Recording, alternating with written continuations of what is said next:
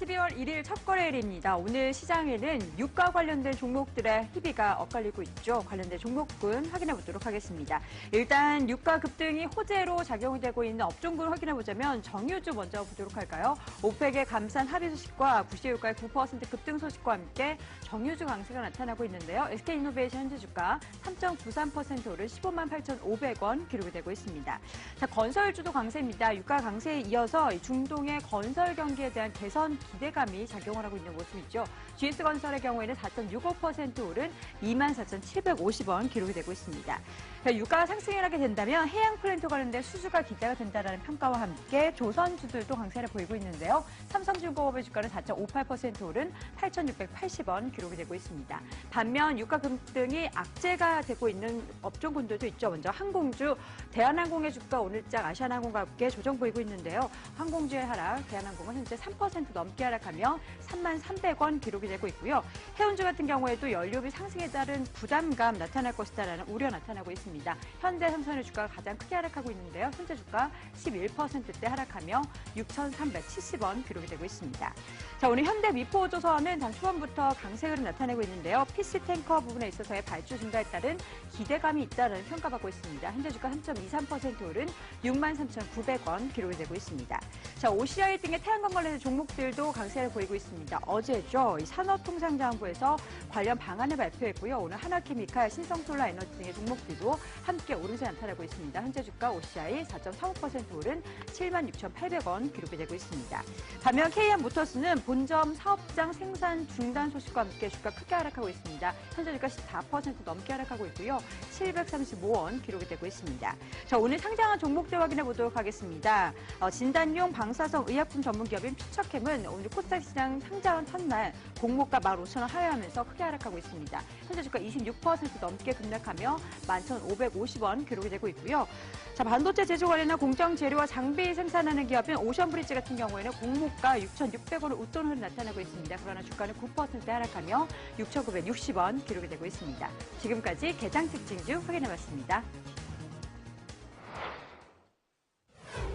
네, 특징주 살펴봤습니다. 일단 양지수 모두 보합권의 등락을 거듭하고 있네요. 종목별로 움직임도 역시나 움직임 변동성 크게 나타나고 있는데 어떤 전략이 필요한지 또 이분들의 도움을 받아보겠습니다. 김태현 전문가님. 네, 일단 오늘 같은 경우는 뭐 정유화학 관련된 유가 관련된 주 한 종목을 좀 봐야 될 것 같고요. 네. 그리고 이제 오늘 신고가를 좀 보이고 있는 종목이 하나 있어서 그 종목을 좀 말씀을 먼저 좀 드리겠습니다.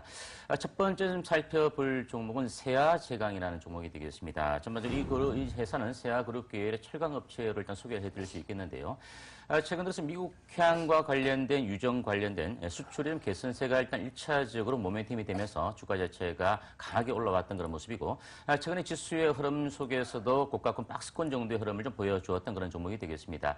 하지만 오늘 같은 경우 또다시 주가 자체가 신고가를 보이면서 올라서는 그런 모습입니다. 미국에 그동안 추진을 해왔던 얘기들이 나왔었는데요. 미국의 유정 관련된 관광업체 두 곳을 1억 달러 정도 인수하겠다는 그런 얘기가 나오면서 주가 자체가 또다시 신고가를 보여주고 있습니다.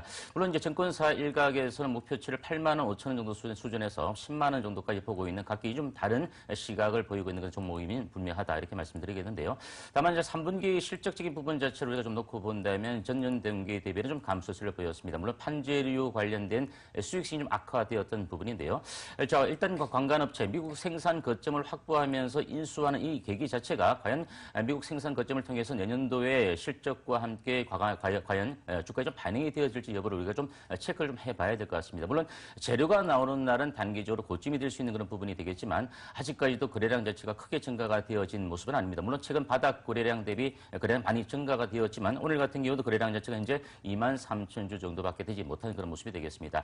따라서 일단 이 종목 자체는 최근 고가권 정도 수준에서의 그 박스권 정도의 상단 정도 부분이 8만 6천 원 정도 수준이 되겠습니다. 그러면 현재 이 종목 자체를 보유하고 계신 분들은 재료가 나오는 날 좀 매도를 해야 될지 좀 의문스러운 그런 시점인데요. 이 가격 정도가 좀 끼어지지 않는다면 좀 더 추세적인 흐름을 놓고 봤을 때 우리가 2014년 13만 원대를 넘기는 그 고점 대비 낙폭이 강하게 밀려 내렸다가 올라왔습니다. 좋았던 그런 모습인 만큼 조금 더 추이를 좀 지켜봐야 되지 않을까 이렇게 보여집니다. 따라서 현재 보유하고 계신 분들은 좀 일정 부분은 물량을 축소하되 아까 말씀드린 대로 8만 6천 원 정도 초반 정도 구간 자체가 지지가 되어진다면 좀 더 지켜보는 전략 자체가 좋겠고요. 신규적인 매수 관점 자체는 좀 제가 보는 관점에서는 보유자의 영역이기 때문에 현재 시점보다는 좀 조정을 들어오는 그런 구간을 좀 확인하고 난 이후에 매수 관점이 필요하지 않을까 이렇게 말씀을 드리겠습니다. 두 번째로는 살펴볼 종목은 이제 GS건설이 되겠습니다. 오늘 유가의 급등에 따라서 조선, 철강 또는 정유, 화학, 여타 업종들 자체가 강하게 올라서고 있습니다. 자, 일단 건설주 가운데 GS건설 같은 경우도 중동 건설 경기에 어떤 기대감 또는 플랜트 산업의 전반적인 발주의 기대감 이런 것들이 GS건설의 주가 자체도 반등을 불러일으키는 그런 모습이다 이렇게 볼 수 있습니다.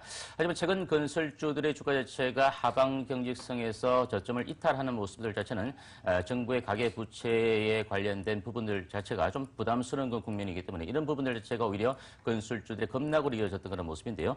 금일 같은 경우는 유가의 급등에 따라서 일단 반등이 들어오는 모습은 긍정적이나 이번 반등의 추세 자체가 연속성을 좀 보여줄지 여부는 좀 우리가 좀 지켜봐야 되지 않을까 이렇게 보여집니다.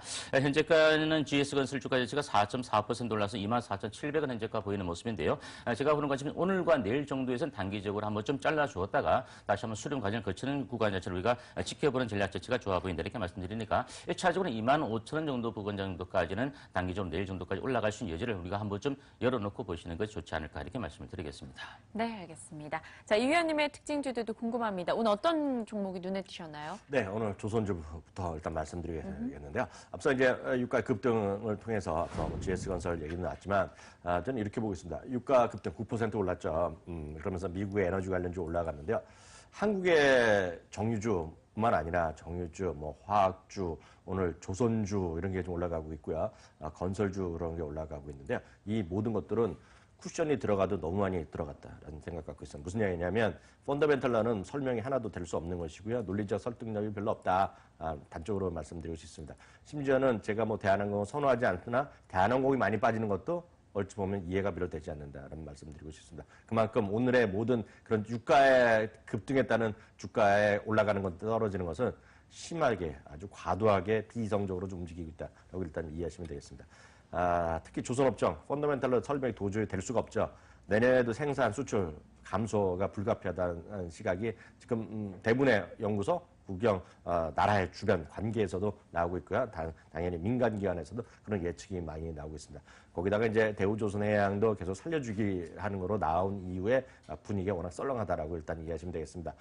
그럼 어떻게 되느냐? 그냥 낙폭과대기 때문에 오늘 그냥 뉴스에 따라서 반대했을 뿐이다. 그 이상도 이하도 아니다라고 단적으로 말씀드리겠습니다.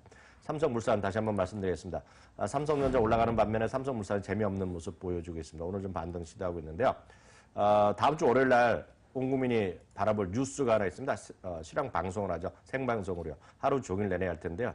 그게 바로 이제 국회에서의 최순실 사태에 따른 국정 조사의 청문회가 되겠는데요. 이번에 청문회 하이라이트는 결국 삼성물산과 국민연금 이 관련성이거든요. 대응하더라도 악재 뉴스 모든 것을 확인하고 하더라도 늦지 않는다라고 제가 단적으로 말씀드립니다.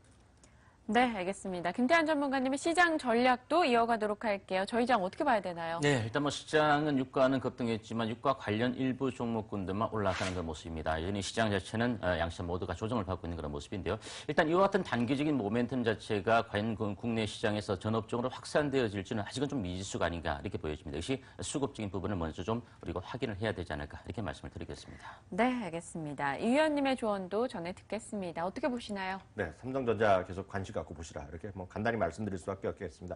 모든 것에 앞서는 펀더멘털과 상관없이 그나마 수급이라든가 전체적인 논리적 설득력 있는 주식이다. 이렇게 말씀드리고 싶네요. 네, 두 분의 이야기 잘 새겨 들으면서 시장 전략 챙겨보도록 하겠습니다. MTN 이항영 전문위원과 MTN 김태현 전문가와 함께했습니다. 두 분 고맙습니다.